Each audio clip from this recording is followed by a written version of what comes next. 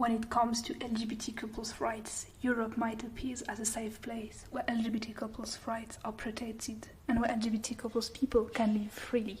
And some people have even started to say that with the same gender marriage now legal, LGBT couples people have reached equality. However, we just have to look at news headlines and reports to see that the situation is far more complex. As seen on ILGA Rainbow Map, the situation in Europe is more nuanced, and not all the European countries are safe for LGBT couples people. Let's take a look at France to see how the situation is for LGBT couple people right now in 2025. But first, let's look at history from the 19th century onward. One of the specificities of France is that sodomy was depenalized during the French Revolution in 1791 and then by the Napoleonic Code Law at the beginning of the 19th century. This means that homosexual acts were not penalized. However, this does not mean that homosexual activities were not punished by law, as gay men were arrested, for example, for violation of morals. Homosexuality between women was considered non-existent.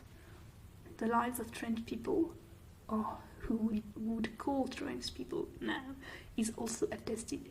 People who lived not as the gender they were assigned at birth, but as another gender. The interwar period was a time of sexual liberation in the great European capitals. In France, and mostly in Paris, homosexuality was discussed in literary salons and artist workshops. This liberation was stopped by the Second World War. Under the far-right Vichy regime in Free France, a law in 1942 was passed that forbade homosexual acts with men under 21, while it was 15 years old for heterosexual relationships. This led to arrest, fines and prison time, and more widely, persecution.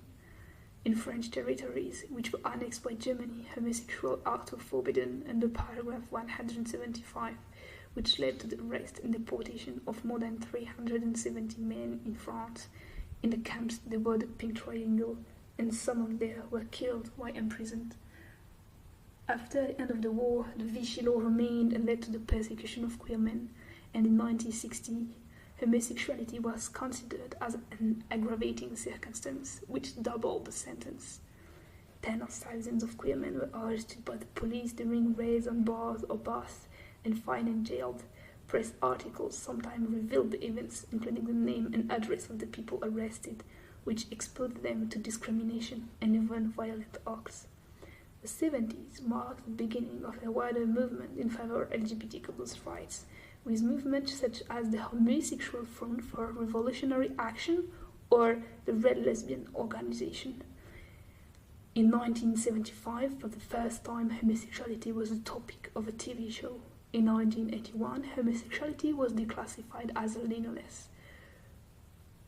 Lawyer Robert Badinter was an ally of the LGBT couples community, and in 1982, as Minister of Justice, he passed a law abolishing the Vichy regime law.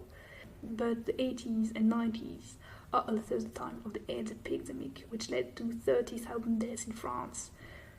Faced with the disinterest and contempt of the authorities and society as a whole, activist movements like Acte Paris organized demonstrations such as the 1993 giant pink condom of the Concorde obelisk in Paris. With a rise in the acceptance of homosexuality and faced with men losing their long-time partners to AIDS without being able to be considered as their legal partners, the Civil Solidarity Pact was passed in 1999 and offered the possibility for same-gender couples to officially register their partnership. In 2013, after tumultuous debates, protest and counter-protest, a law allowing same-sex marriage, including the possibility to adopt children for same-sex couples, was passed.